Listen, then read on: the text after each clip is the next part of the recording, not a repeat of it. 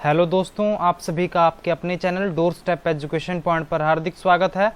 उम्मीद है आप सभी अच्छे होंगे। तो दोस्तों, ये आज का हमारा 6th लेक्चर है जिसमें हम कुछ बहुत ही इंपॉर्टेंट क्वेश्चन पैडागोजी के डिस्कस करने जा रहे हैं। तो आपको पता ही है कि भाई जो हमारी पैडागोजी है वो यहाँ पर कितनी इंपॉर्टेंस रखती है। अगर आपको यहाँ पर CTET या फिर PS TET UP TET कोई भी टीचिंग का एग्जाम अगर आपने क्रैक करना है तो आपकी जो पैडागोजी होनी चाहिए या फिर जो CDP होनी चाहिए वो बहुत ही स्ट्रांग होनी चाहिए। तो इसके लिए आज हम कुछ क्वेश्चन हैं वो डिस्कस करेंगे। तो आपने हमारे साथ इस वीडियो के एंड तक बने रहना है। यहाँ पर हम बहुत ही कुछ सीखने वाले हैं। तो सबसे पहले अगर आपने हमारे चैनल को सब्सक्राइब नहीं किया है तो आप इसको सब्सक्राइब कर लें।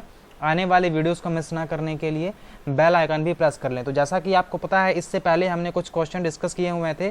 तो आज का हमारा ये नेक्स्ट कह सकते हैं सेशन है। तो इसमें हम उसके कुछ नेक्स्ट वाले क्वेश्चन है उनको डिस्कस करेंगे। तो आपको यहाँ पर फर्स्ट क्वेश्चन दिखाई दे रहा होगा कि how can teachers deal with children who are non attentive in classroom. कि भाई एक टीचर है, ठीक है, मान लीजिए आपकी ही बात हो रही है कि भाई आप क्या कर रहे हैं, आप टीचर्स हैं।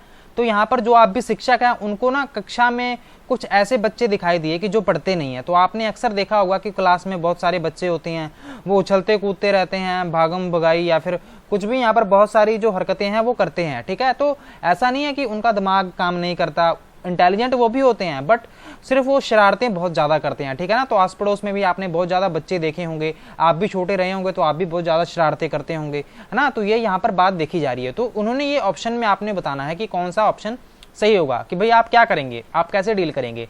Ask the children to go out of the class, कि आप क्या कहेंगे, बच्चों को कह देंगे कि भाई आप कक्षा के बाहर चले जाइए। तो ये कौन सी बात हुई भाई। तो आप अगर बच्चे यहाँ पर आपके मान लीजिए कोई आपके घर में भी कोई बच्चा आ गया, उसने यहाँ पर कोई चीज़ गलती कर दी या फिर ध्यान नहीं दे रहा, तो आप उसको घर से बाहर निकाल देंगे। तो ये बात तो बिल्कुल गलत हो जाएगी। दूसरे पॉइंट में लिखा हुआ है कि scold them frequently in front of the entire class, कि भाई आप क्या करेंगे, बच्चों को ना भी सबके सामने, पूरी क्लास के सामने डांटने लग जाएंगे। तो क्या आप ऐसा करेंगे। तो ये बात भी बिल्कुल गलत हो जाएगी कि भाई आप बच्चों को डांट कैसे सकते हैं। तो ऐसा करने से तो वो तो बहुत ही बुरा मान जाएंगे, है ना। तो क्या पता वो कभी भी सामने आने से डरने लग जाएं, सारी उम्र ही वो बोलना बंद कर दें, ऐसा भी हो सकता है। तीसरे ऑप्शन में यहाँ पर क्या लिखा हुआ है कि talk to them and find out reason for their disinterest, कि भाई उनसे बात करें, ठीक है ना, कि भाई क्या ऐसी क्या बात है कि तुम ऐसी यहाँ पर हरकतें कर रहे हो, क्यों नहीं तुम्हारा पढ़ाई में मन लग रहा, ठीक है ना। तो आप ऐसा करेंगे। या फिर फोर्थ ऑप्शन में लिखा हुआ है कि give them a lot of worksheets as a homework, कि आप उसको बहुत सारा काम दे देंगे कि भाई ये ले काम, अब ये ना घर से तुम जैसे मर्जी कर लाना। तो ये क्या आप ऐसा करेंगे। तो ये ऑप्शन भी बिल्कुल गलत हो जाएगा। फर्स्ट, सेकंड एंड थर्ड ये ऑप्शन बिल्कुल ही गलत होंगे। तो आप क्या करेंगे, आप उनसे बात करेंगे, समस्या का जो भी हल होगा वो ढूंढने की कोशिश करेंगे कि भाई तुम्हारा इंटरेस्ट क्यों नहीं है इस सब्जेक्ट को पढ़ने में या फिर इस काम को करने में, तुम हमारे जो भी हम आपको पढ़ा रहे हैं वो आप क्यों नहीं सुन पा रहे हैं। तो आप उससे रीजन पूछेंगे कि भाई बताओ क्या बात है ऐसी कि आप इन बातों को अच्छी तरह से नहीं दोहरा पा रहे हो, नहीं पढ़ पा रहे हो, ठीक है ना। तो ये बात बिल्कुल सही होगी। ऑप्शन नंबर 3 इसका राइट आंसर होगा। अब हम चलते हैं अपने नेक्स्ट क्वेश्चन पर। तो कंस्ट्रक्टिविस्ट, तो कंस्ट्रक्टिविस्ट आपको पता है ना कि संरचनावादी, की जिसमें क्या बात कही जाती है कि जो बच्चा होगा वो अपनी नॉलेज को खुद ही क्रिएट करता है, ठीक है ना। तो इसमें साइंटिफिक इन्वेस्टिगेटर भी कहा जाता है बच्चे को।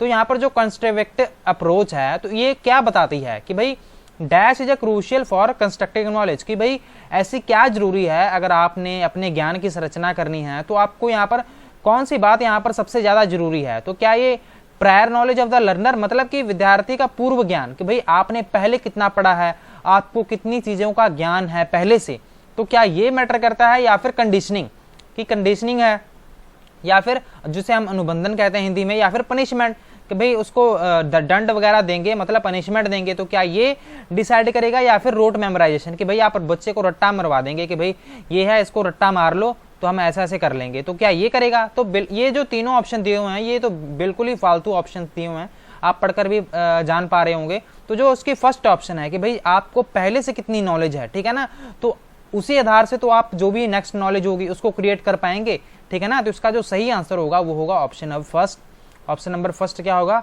ये इसका बिल्कुल ही राइट आंसर होगा। अब हम चलते हैं अपने नेक्स्ट क्वेश्चन पर। तो यहाँ पर ये हमारा 23rd क्वेश्चन है, चिल्ड्रन कंस्ट्रक्ट नेव थ्योरीज, ठीक है ना। तो यहाँ पर नेव थ्योरी के बारे में बताया जा रहा है कि भाई बच्चे अनेक घटनाओं के बारे में सजानुभूत सिद्धांत की संरचना करते हैं। तो इस फिनोमिना को तो क्या कहा जाता है, in this background a teacher should, कि भाई इसको क्या टीचर्स को क्या करना चाहिए यहाँ पर। तो आपको इसका सही जवाब देना है कि बच्चे अनेक घटनाओं के बारे में सहजानुभूत सिद्धांत की संरचना करते हैं, इस पृष्ठभूमि में एक शिक्षक को क्या करना चाहिए? तो आपको सही बात बतानी है।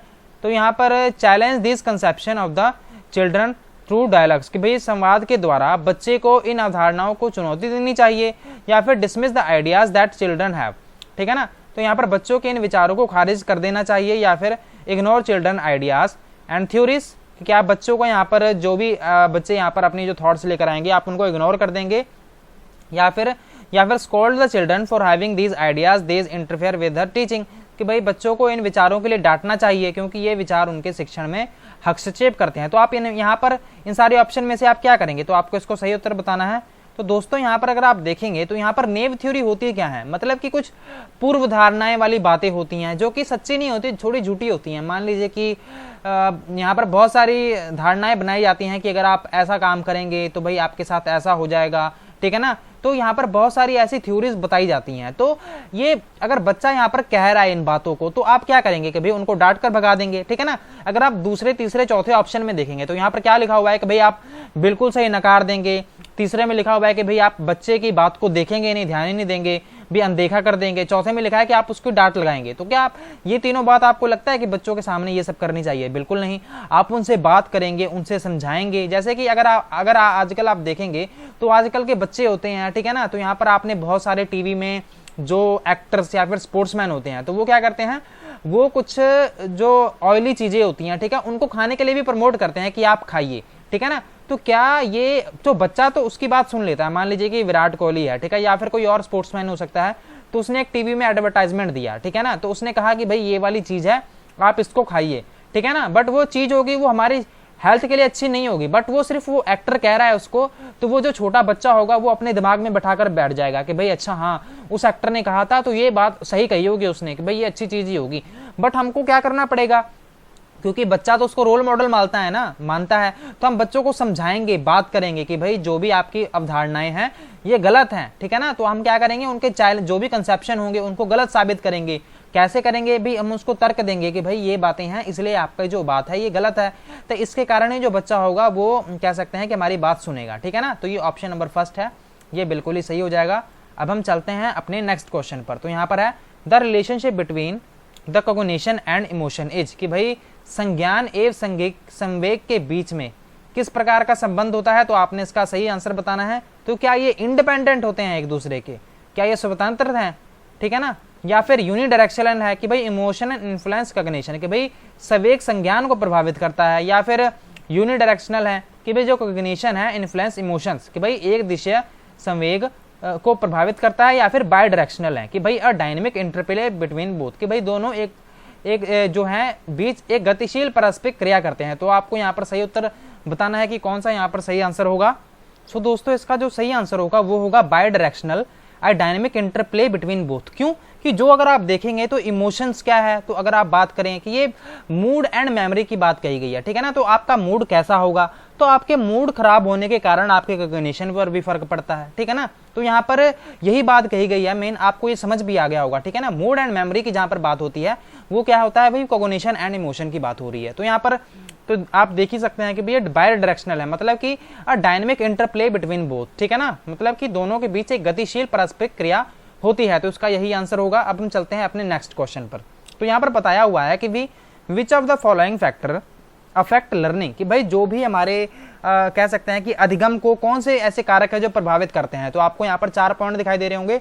Interest of the learner, emotional health of the student, pedagogical strategies, या फिर social and cultural context of the student, कि भाई विद्यार्थी की अभिरुचि, विद्यार्थी का सामूहिक स्वास्थ्य, शिक्षा शास्त्रीय रणनीतियां, या फिर विद्यार्थी का सामाजिक एवं सांस्कृतिक संदर्भ। तो आपको सही उत्तर बताना है। अगर हम यहाँ पर बात करें, ठीक है, मतलब ये कि अगर आप यहाँ पर देखेंगे तो यहाँ पर जो भी बच्चे का इंटरेस्ट है, ठीक है ना, तो यहाँ पर क्या बताया जा रहा है कि अगर बच्चे का इंटरेस्ट होगा तो आपको जो भी चीजें होंगी वो जल्दी से याद हो जाएंगी, ठीक है ना। अगर आपका इंटरेस्ट नहीं है तो आपको वो चीजें अच्छे ढंग से याद नहीं हो सकती। तो पहला पॉइंट तो बिल्कुल सही है, ठीक है ना, तो पहला पॉइंट बिल्कुल सही है।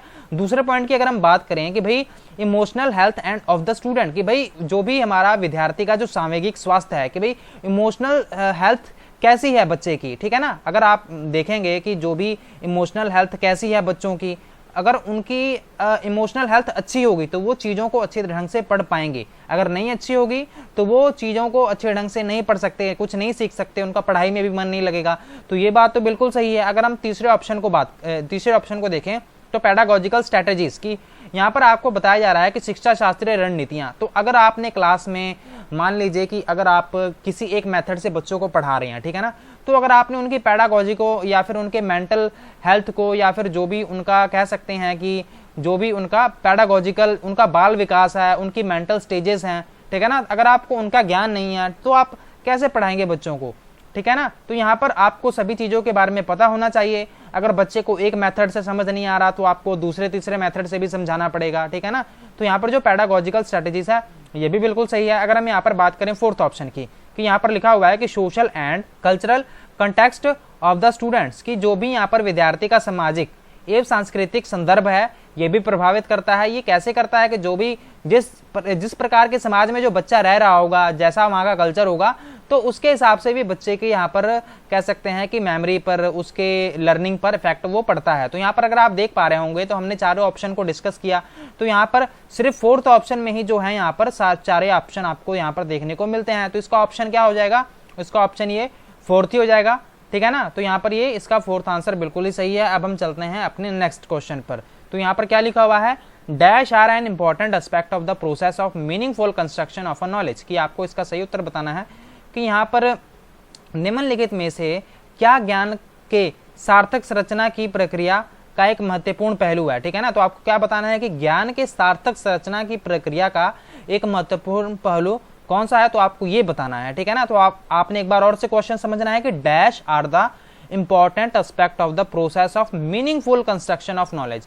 आपने सिर्फ इतना याद रखना है, मीनिंगफुल कंस्ट्रक्शन ऑफ नॉलेज ये कैसे हो सकता है, तो क्या ये सोशल इंटरेक्शन की वजह से, drill and repetitive recall, reward and punishment, या फिर स्टिमुलस रिस्पॉन्स एसोसिएशन की सामाजिक परस्पर क्रिया, लगातार अभ्यास तथा बार बार स्मरण करना, या फिर पुरस्कार एवं दंड, या फिर उद्दीपन प्रतिक्रिया संबंध। इसका सही उत्तर कौन सा होगा, तो यहाँ पर सबसे पहले हम गलत को एलिमिनेट करेंगे। तो यहाँ पर मीनिंगफुल आपने जो नॉलेज है उसको कंस्ट्रक्ट करना है, तो सिर्फ आप क्या रट्टाफिकेशन करके रेपिटेटिव यहाँ पर बात कही जा रही है, तो ये ऑप्शन तो बिल्कुल गलत हो जाएगा।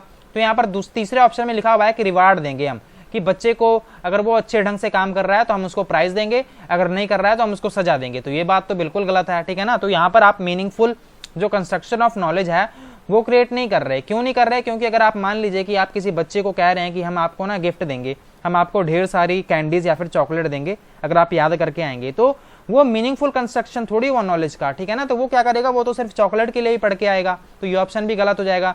स्टिमुलस रिस्पॉन्स एसोसिएशन भी ये भी गलत है। और सबसे सही आंसर जो हो जाएगा वो हो जाएगा social interaction is the right answer, कि भाई सामाजिक पारस्परिक क्रियाएं के कारण जो होगा वो मीनिंगफुल कंस्ट्रक्शन ऑफ नॉलेज होगा, वो आपको देखने को मिलता है। तो चलिए चलते हैं अपने हम नेक्स्ट क्वेश्चन पर। ये हमारा 27वां क्वेश्चन है।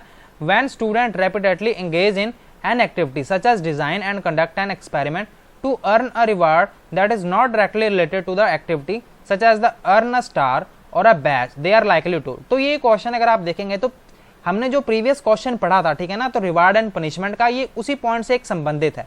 तो अगर देख लेते हैं इसको भी, तो जब विद्यार्थी पुरस्कार पाने की इच्छा से बार बार किसी गतिविधि को करने का निर्णय लेता है, ठीक है ना, मान लीजिए कि आपको यहाँ पर चॉकलेट कैंडीज दी जा रही हैं कि अगर आपने ये क्वेश्चन किया है तो हम आपको चॉकलेट कैंडी ला कर देंगे, ठीक है ना, अगर आप इसको लर्न करते हैं। तो यहाँ पर भी तो वही बात कही जा रही है कि कोई विद्यार्थी है पुरस्कार पाने की इच्छा से वो बार बार किसी गतिविधि को कर रहा है, तो इसके कारण क्या होगा कि जैसा कि एक प्रयोग का नियोजन एवं संचालन करना कि प्रत्यक्ष रूप से उस गतिविधि से संबंधित नहीं है, जैसा कि एक स्टार या बैच प्राप्त करना, ऐसी स्थिति की संभावना उत्पन्न होती है। तो आपने इसका ऑप्शन पढ़कर बताना है कि भाई develop materialistic attitude toward learning, कि क्या ये अधिगम के प्रति भौतिकवादी अभिवृत्ति का विकास है। इसका मतलब क्या है कि भाई आपने क्या कर लिया है, आपने ना अपने मन में ये बैठा लिया है कि भाई हमने सीखना या नहीं सीखना ये बाद की बात है, बस हमें ये पढ़ने के, हमें ना ये कोई चीज है, कोई बैच है, ठीक है ना, या फिर हमें इनाम टाइप कुछ मिल रहा है, ठीक है, इसलिए हम याद करेंगे। तो क्या ये होगा, या फिर enjoy learning for the sake of understanding, कि भाई समझने के लिए अधिगम से आनंद प्राप्त करना है,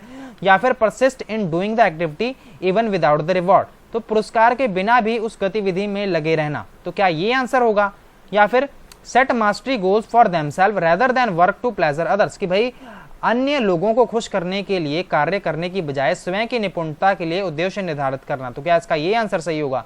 तो इसका जो सही आंसर होने वाला है वो हो जाएगा ऑप्शन नंबर फर्स्ट। क्यों हो जाएगा ऑप्शन नंबर फर्स्ट? तो यहाँ पर यही तो बात बताई जा रही है कि भाई आपको स्टार दिया जाएगा, बैच दिया जाएगा, ठीक है ना। तो अगर आप कुछ पढ़ाई के में अच्छा कर रहे हैं, पुरस्कार पाने की इच्छा से आप बार बार किसी गतिविधि को बार बार कर रहे हैं, तो इसमें मटेरियलिस्टिक जो एटीट्यूड है बच्चे का वो डेवलप हो जा रहा है, ठीक है ना। तो इसका जो सही आंसर होगा वो बिल्कुल ही ये वाला होगा, ठीक है ना। तो यहाँ पर क्या हो रहा है, ये option number first is the right answer, ठीक है ना। तो ये इसका सही आंसर है। अब हम चलते हैं अपने नेक्स्ट क्वेश्चन पर। तो देख लेते हैं अपना next question. The concept of childhood is, तो यहाँ पर बाल्य व्यवस्था की अवधारणा से क्या अभिप्राय है? तो आपको ये बताना है। Universally the same across the different cultural context, कि भैया विभिन्न सांस्कृतिक संदर्भों में सार्वभौम रूप से समान है। तो क्या यहाँ पर बच्चों का जो विकास है वो सार्वभौमिक रूप से बिल्कुल ही समान होता है? या फिर ऑप्शन नंबर 2 होगा, क्या social contraction according to contemporary socio contrastivist theories, कि भाई जो समकालीन सामाजिक संरचनावादी है मनोवैज्ञानिकों के अनुसार यह एक सामाजिक संरचना है। तो क्या ये है? या फिर that children are born evil and have to be civilised, कि वे बच्चा क्या है, वो ना एक बच्चे दुष्ट रूप से पैदा होते हैं और उसको अन्य सभ्य हमें बनाना होता है। तो क्या ये है? या फिर the children begin with nothing at all and their characteristics are shaped entirely by environment. तो ये ऑप्शन तो बिल्कुल गलत हो जाएगा। कैसे गलत हो जाएगा? तो हमने प्रीवियस यहाँ पर हमने सेशंस में कितने बार डिस्कस कर लिया कि जो भी डेवलपमेंट है बच्चों की, वहां पर एनवायरनमेंट एंड बायोलॉजिकल या फिर जो हेरिडिटी ट्रेट होता है वो दोनों ही प्रभावित करता है, ठीक है ना। वंशानुगत जिसको हिंदी में कहते हैं, तो वो दोनों प्रभावित करता है, बट यहाँ पर एनवायरनमेंट की बात कही जा रही है। तो ऑप्शन नंबर 4 भी गलत हो जाएगा, ठीक है ना। तो यहाँ पर इन्होंने पूछा क्या था कि भाई कंसेप्ट ऑफ चाइल्डहुड इज, तो यहाँ पर क्या होगा, ठीक है ना। तो यहाँ पर तो इसका जो सही आंसर होने वाला है वो हो जाएगा ऑप्शन नंबर 2। क्यों होगा? कि जो भी यहाँ पर आपको सोशल कंस्ट्रक्शन देखने को मिलता है, तो यहाँ पर जितने भी कंटेम्प्रेरी सोशो कंस्ट्रक्टिविस्ट थ्योरीज हैं, ठीक है ना, तो ये क्या कहते हैं कि ये सोशल कंस्ट्रक्शन है, ठीक है ना। जो कंसेप्ट ऑफ चाइल्डहुड है ये क्या है, ये एक सामाजिक संरचनावादी, मतलब कि ये क्या है, ये एक सामाजिक संरचना है। सॉरी, यहाँ पर एक क्या है, ये सामाजिक संरचना है। तो ये ऐसा कहते हैं ये लोग। अब हम चलते हैं, आज का हमारा सेकंड लास्ट क्वेश्चन है, which of the following characteristics the period of middle childhood, कि भाई निम्नलिखित में से कौन सी मध्य बाल व्यवस्था की विशेषता है? तो आपको ये बताना है कौन सा यहाँ पर सही आंसर होगा। तो मिडिल चाइल्डहुड एज, यहाँ पर आपको इसका सही उत्तर देखना है, physical growth and development occur at a very rapid pace, कि भाई जो भी शारीरिक विकास आपको देखने को मिलता है वो बहुत ही यहाँ पर तेज गति से होगा। या फिर आप कहेंगे कि भाई ability to think abstractly and use the scientific reasoning develop, कि यहाँ पर जो भी अमूर्त रूप से सोचने तथा वैज्ञानिक तर्क का प्रयोग करने की योग्यता है वो क्या होता है, वो विकसित होने लग जाती है। या फिर children begin to think logically but concretely, कि बच्चे तार्किक एवं मूर्तिक रूप से भी सोचना प्रारंभ कर देते हैं। तो क्या ये होगा? या फिर learning occurs primary through sensory and motor activities, कि भाई बच्चे जो भी होते हैं अधिकम मुख्य रूप से संवेदी एवं चालक गतिविधियों द्वारा घटित होते हैं। तो आपको इसका सही उत्तर बताना है कि कौन सा होगा, ठीक है ना। तो यहाँ पर जो इसका सही आंसर होगा वो हो जाएगा children began to think logically but concretely. तो ये अगर आप देखेंगे तो ये एज 6 से लेकर 12 साल की उम्र तक में आपको देखने को मिलती है। तो आपको याद होगा ना, प्याजे वाली थ्योरी भी याद होगी कि भाई 2 से 7 और यहाँ पर 7 से 11, मतलब कि 7 से पहले वाली एज है ना, मतलब कि आपको ये कंक्रीट ऑपरेशनल स्टेज कि प्याजे की जो थर्ड थ्योरी है 7 से 11, तो यहाँ पर इन्होंने यही तो पूछा है कि भाई कब से शुरू हो जाती है। तो ये लगभग 6 से 12 साल की उम्र में जो बच्चे होते हैं वो लॉजिकली या फिर जो कंक्रीटली क्या होते हैं, सोचने लग जाते हैं। तो कंजर्वेशन वाली स्टेज होती है वो यहाँ पर इनकी डेवलप हो जाती है, ठीक है ना। तो ये हमारा ये इसका सही आंसर कौन सा हो जाएगा? ऑप्शन नंबर 3 इसका बिल्कुल ही सही आंसर है। अब हम चलते हैं अपने नेक्स्ट क्वेश्चन पर। तो यहाँ पर क्या लिखा हुआ है कि फैमिली एंड नेबरहुड आर, कि जो भी ये हमारी फैमिली हैं और यहाँ पर जो भी नेबरहुड है, ठीक है ना, परिवार है, आस पड़ोस के जो ये समाजीकरण है, ये कौन सा समाजीकरण है आपको ये बताना है, ठीक है ना, कौन सी एजेंसीज हैं।